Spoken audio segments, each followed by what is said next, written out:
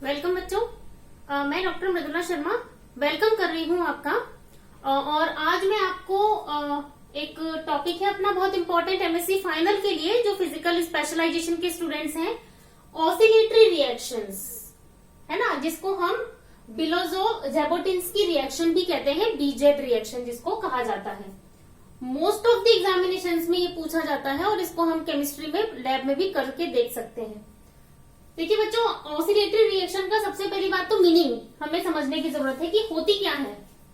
तो जैसा कि अपने को पता है कि बहुत सारी रिएक्शंस ऐसी होती है और मोस्ट ऑफ द रिएक्शंस में अगर मल्टी स्टेप मैकेनिज्म है, कोई भी रिएक्शन अगर एक स्टेप से ज्यादा स्टेप्स में हो रही है, तो उसके अंदर जो बीच की स्टेप्स होती हैं, जब तक कि फाइनली प्रोडक्ट ना बन जाए, वो स्टेबल स्पीशीज में ना कन्वर्ट हो जाए, तब तक जो हर स्टेप में बनने वाला प्रोडक्ट वाला साइड है ना, वहां पर इस तरह की स्पीशीज का फॉर्मेशन होता है जो कि अनस्टेबल होती हैं। मतलब हम उनको इंटरमीडिएट्स कहते हैं। और वो जो इंटरमीडिएट्स होते हैं ना, वो थ्रू आउट द रिएक्शन, या तो हम कहते हैं उनकी रिएक्शन की उनकी खुद की जो कंसंट्रेशन है ड्यूरिंग द रिएक्शन वो कांस्टेंट होती है, और वो तब तक कांस्टेंट रहती है जब तक कि एक फाइनल प्रोडक्ट ना बन जाए या एक स्टेबिलिटी ना आ जाए पूरी रिएक्शन के अंदर। तो मतलब in most of the reactions we know that product concentration increases and reactant concentration decreases, and meanwhile the intermediate concentration must remain constant till the equilibrium achieved. But there are some cases where we saw that concentration of intermediate were oscillated between the different species. हमने बहुत सारे example ऐसे देखे जिसमें कि intermediates की concentration जो थी वो एक दो स्पीशीज के बीच में ऑसिलेशंस कर रही थी, और उन्हीं रिएक्शंस को स्टडी किया है साइंटिस्ट। सबसे पहले हमारे पास थे बिलोजो, और बिलोजो ने जो रिएक्शंस स्टडी करी, सबसे पहले देखिए फर्स्टली बिलोजो ने जो स्टडी करी थी that is cerium three and cerium four catalysed reactions. मतलब कि सेरिक एंड सेरस जो कैटेलाइज्ड रिएक्शंस हैं, कौन सी वाली, citric acid and bromate ions के थ्रू। तो क्या देखा उन्होंने, साइट्रिक एसिड और ब्रोमेट की रिएक्शन को जब इन आयंस के थ्रू कैटेलाइज किया गया, मतलब ये ध्यान रखना है ऑर्गेनिक रिएक्शन स्टडी की गई है, any organic reaction which is catalysed by inorganic ions and bromate, these reactions are known as oscillatory reactions. जिनमें कि आयन इनऑर्गेनिक होगा, रिएक्शन ऑर्गेनिक है, और ब्रोमेट कैटेलाइज्ड जो थी, ब्रोमेट के साथ जो रिएक्शंस थी, उन सब रिएक्शंस के अंदर आपको इंटरमीडिएट की कंसंट्रेशन के बीच में ऑसिलेशंस देखने को मिले, इसलिए उनको हमने इस कैटेगरी के अंदर पुट किया है। तो उन्होंने क्या देखा, साइट्रिक एसिड और ब्रोमेट की रिएक्शन को जब सेरिक एंड सेरस आयन से कैटेलाइज किया, तो वो सॉल्यूशन जो था ना, वो उसके अंदर चेंजेस मिले हमें। वो ऑल्टरनेटिवली येलो भी हो रहा था, फिर वो कलरलेस हो रहा था।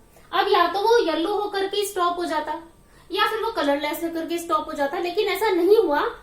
वो कंटिन्यूअसली येलो, फिर colourless, then yellow, then colourless, वो इसके बीच में ऑसिलेशंस उसको देखने को मिले। अब ये जो था ना, लेकिन इस वर्क को वो अच्छे से एक्सप्लेन नहीं कर पाए, क्योंकि उस वक्त तक यही दिमाग में था सभी साइंटिस्ट के कि जो इंटरमीडिएट्स बनते हैं किसी भी मल्टी स्टेप मैकेनिज्म में, उनकी रिएक्शंस तो कांस्टेंट होती हैं, और अगर वो कांस्टेंट हैं तो फिर वो रिएक्शंस जो है इंटरमीडिएट्स वापस फर्दर किसी और स्पीशीज की इंटरमीडिएट में कन्वर्ट नहीं होंगे, और वापस से उनके बीच में ऑसिलेशन नहीं हो सकता, क्योंकि वो एक इक्विलिब्रियम अचीव करेंगे। हमें पता है ली शेटेलियर प्रिंसिपल से इक्विलिब्रियम की तरफ ही कोई रिएक्शन ऑटोमेटिकली जाती है।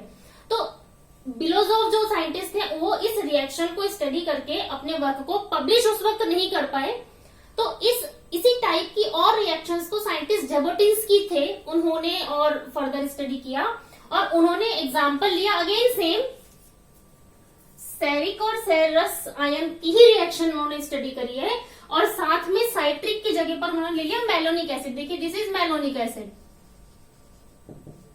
इस मेलोनिक एसिड की रिएक्शन को जब सेरिक आयन के साथ रिएक्शन करवाई गई, तो ये इन स्टेप्स में होती है। इसमें क्या हो रहा है, देखिए मेलोनिक एसिड +6 आयन है सेरिक आयन के, सीरियम+4 फॉर्म में एक्वा सॉल्यूशन है, तो फॉर्मिक एसिड का फॉर्मेशन होता है, कार्बन डाइऑक्साइड गैस निकलती है, एसिडिक हाइड्रोजन आयन निकलते हैं, एंड फर्स्ट स्टेप में क्या हो रहा है, जो सेरिक आयन है उसका रिडक्शन हो रहा है। देखिए सीरियम +3 में कन्वर्ट हो रहा है। और सेकेंड स्टेप में देखिए अब होना क्या चाहिए था कि रिएक्शन हमारी यहाँ पर स्टॉप हो जानी चाहिए थी, सीरियम का +3 में कन्वर्जन हो गया, लेकिन सीरियम फिर से, बिकॉज ये कैटेलिस्ट है, सीरियम से हम यहाँ पे कैटेलाइज कर रहे हैं रिएक्शन को, तो सीरियम +3 नेक्स्ट स्टेप में ब्रोमाइड आयन के साथ, देखिए ब्रोमेट आयन हमारे पास है, सीरियम +3 सेम उसी सॉल्यूशन में वो ब्रोमेट भी उसके अंदर प्रेजेंट था, malonic acid ceric ion plus bromate से कैटेलाइज रिएक्शन है, तो यहाँ पर सेकंड स्टेप में वो फिर से सेरिक आयन में कन्वर्ट हो गया। और इस कारण से हम इसको कह रहे हैं कि ये जो हमने कैटेलिस्ट लिए हैं जिनमें कि सीरियम की कंसंट्रेशंस हमारे पास फिक्स हैं, लेकिन उनकी ऑक्सीडेशन स्टेट्स कंटिन्यूअसली चेंज हो रही हैं, तो इन ऑसिलेशंस के कारण इनके कलर चेंजेस हमें देखने को मिले। अब इन को अगर ऑब्जर्व किया गया, जब इस जेबोटिन्स्की साइंटिस्ट ने अपने एक्सपेरिमेंट को बिलोजोव साइंटिस्ट के साथ कंबाइन किया, तो बीजेड रिएक्शन उन्होंने कही।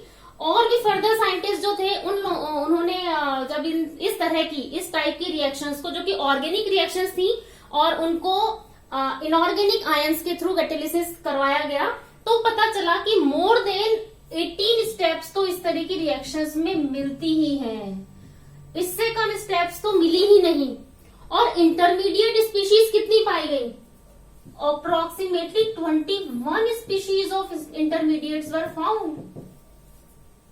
और इसको फिर फर्दर स्पेक्ट्रोफोटोमेट्रिकली भी ऑब्जर्व किया गया और उसके बाद में उनको इलेक्ट्रोकेमिकली भी ऑब्जर्व किया गया। तो देखिए आपके पास सामने ऑब्जर्वेशन के रिजल्ट्स हैं।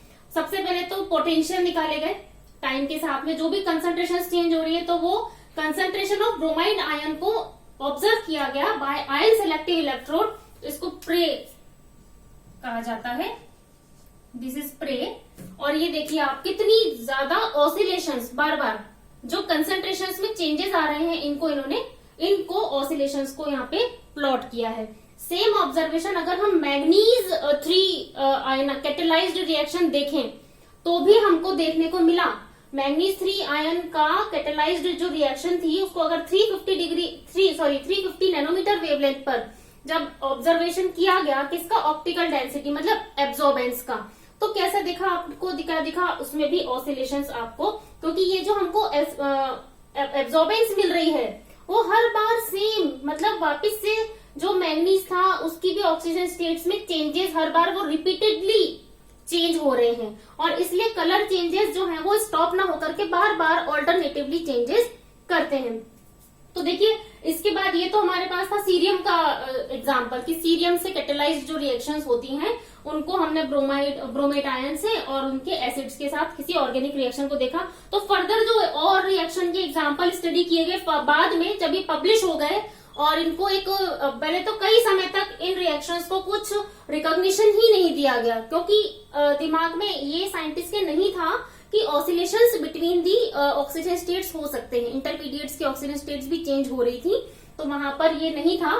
तो बहुत समय तक इनको क्रिटिसिज्म और इग्नोरेंस को झेलना पड़ा, लेकिन बाद में जब ये एक्सपेरिमेंटली प्रूफ हो गया तो और भी रिएक्शंस थी जिनके एग्जांपल्स को समझने में बहुत हेल्प मिली। तो जो नेक्स्ट एग्जांपल है that is decomposition of hydrogen peroxide by iodate. तो आयोडेट के थ्रू जब हम H2O2 का डिकम्पोजिशन बढ़ता है, देखो बच्चों कैसे होता है वो मैं आपको बताती हूँ अभी। देखिए बच्चों, ये है हमारे पास आयोडेट के थ्रू जो हाइड्रोजन पेरोक्साइड का डिकम्पोजिशन होता है, वो भी बीजेड रिएक्शन की तरह ही ऑसिलेटरी रिएक्शंस का एग्जांपल है। और इसके अंदर आप देखेंगे सबसे पहली स्टेप के अंदर तो आयोडेट जो है वो आयोडीन में ऑक्सीडाइज हो रहा है, यहाँ पे आयोडीन जो है वो, और उसके बाद में उसका फिर से रिडक्शन हो रहा है। तो यहाँ पर जो हमने कैटेलाइसिस के लिए यूज किए गए आयंस, इनऑर्गेनिक आयंस, उनके खुद के ऑक्सीडेशन स्टेट्स जो है वो स्टेबल नहीं है, इंटरमीडिएट्स के अंदर भी चेंजेस आ रहे हैं। तो this is also an example of oscillatory reaction. Another example is decomposition of ammonium nitrate, जिसमें कि अमोनियम नाइट्रेट जो है वो नाइट्रोजन में कन्वर्ट हो रहा है और इसकी भी ऑक्सीजन स्टेट्स में चेंजेस देखने को मिल रहे हैं। तो बच्चों ये जो रिएक्शंस है जिनमें कि इंटरमीडिएट्स की कंसंट्रेशन कांस्टेंट नहीं है। ये बहुत इंपॉर्टेंट रोल प्ले करते हैं आपके जो बायोलॉजिकल रिएक्शंस है उसके अंदर। और जो भी हम लोगों ने सीरियम 3 और सीरियम +4 वाली जो रिएक्शंस की हैं, अगर हम इन रिएक्शंस को बिना शेक किए, इसको स्टिर किए बिना, मतलब कॉन्स्टेंटली रख दें, तो आपको बहुत ज्यादा इसके अंदर स्पेक्टेक्युलर जो चेंजेस होते हैं, जो ऑसिलेशंस होते हैं, वो देखने को मिलेंगे। क्योंकि इनके अंदर जो कंसंट्रेशंस के साथ में उनकी जो टाइम के साथ ऑक्सीजन स्टेट्स में चेंजेस आ रहे हैं, जिनको हम कह रहे हैं वेवी। अभी हमने जो ऑब्जर्वेशन बनाया था, इस तरीके से जो वेव्स हमें मिल रही थी, उनकी बार बार ऑक्सीडेशन स्टेट रिपीटेडली आ रही थी। ये जो वेव्स हमें दिखाई दे रही है स्पेस में जो हमारे पास है, तो एक अगर हम इसको बिना शेक किए करेंगे तो आपको बहुत इजीली उनके अंदर होने वाले चेंजेस को आप देख पाओगे, बहुत इजीली आप उनको ऑब्जर्व कर सकते हो इन वेव्स को।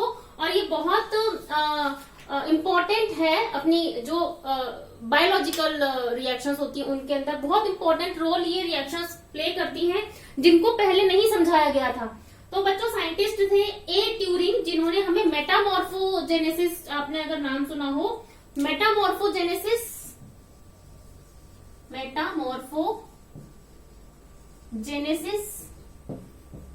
एंड ऑसिलेटरी रिएक्शंस के बीच में एक जो कनेक्शन है, वो हमें साइंटिस्ट ए ट्यूरिंग ने प्रूव किया बाय यूजिंग दिस कॉन्सेप्ट। इन्होंने हमें समझाया कि ये जो मेटामॉर्फोजेनेसिस का रिएक्शंस होती है, वो भी ऑसिलेटरी रिएक्शन का ही एक बहुत अच्छा उदाहरण है। और ये जो आयोडेट वाली रिएक्शन है, या सीरियम वाली है, या अमोनियम नाइट्रेट की, any type of the reaction आपसे एग्जाम में पूछी जा सकती है। इसके अलावा बच्चों देखो, एग्जाम्पल जो हमारे बायोलॉजिकली हम इसको एक्सप्लेन कर सकते हैं, वो कौन सा है, जो अपना कंट्रोल होता है rhythm of heart beat. Heart beat की रिदम जो कंट्रोल होती है, जिसको हम कहते हैं 1 मिनट में अप्रोक्सीमेटली 72 पल्सेस हो जानी चाहिए, वो जो कंट्रोल है, वो बहुत अच्छा एग्जांपल है ऑसिलेटरी रिएक्शंस का। Rhythm of control of heart beat is also an good example of oscillatory reaction. और इसी तरीके से हमने जो एक बायोलॉजिकल रिएक्शन आपने देखी होगी कि जो ग्लाइकोलाइटिक साइकिल होती है, ग्लाइकोलाइटिक साइकिल है, जिसके अंदर एटीपी की प्रेजेंस में ये रिएक्शन होती है, इन्वॉल्व करता है एटीपी, एंजाइम कैटालाइज्ड रिएक्शन है, और उसके अंदर फॉर्मेशन ऑफ 2 एटीपी होता है ना। इसमें ग्लूकोज भी यूज होता है ग्लाइकोलाइटिक साइकिल के अंदर, और इसमें 2 मॉलिक्यूल्स ऑफ एटीपी बनते हैं, और यूज भी एटीपी का होता है। तो ये जो हमारे पास एग्जाम्पल है, this is the very good example of oscillatory reactions. तो अगर आपके एग्जाम में ये क्वेश्चंस आते हैं, तो आपको ये मैटर बताना होगा। और जनरली वो या तो बीजेड रिएक्शन के नाम से, क्योंकि सबसे पहले साइंटिस्ट बिलोजोव ने स्टडी करी थी, और जैबोटिन्स्की ने इनको स्टडी करके आगे प्रूव किया था कि इस तरह की रिएक्शंस हो सकती हैं, तो ऑसिलेटरी के थ्रू भी वो ऐसे पूछा जा सकता है। तो बच्चों, अगर आपको मेरा ये लेक्चर पसंद आया हो, तो आप इसको लाइक और सब्सक्राइब जरूर कीजिएगा। थैंक यू सो मच बच्चों।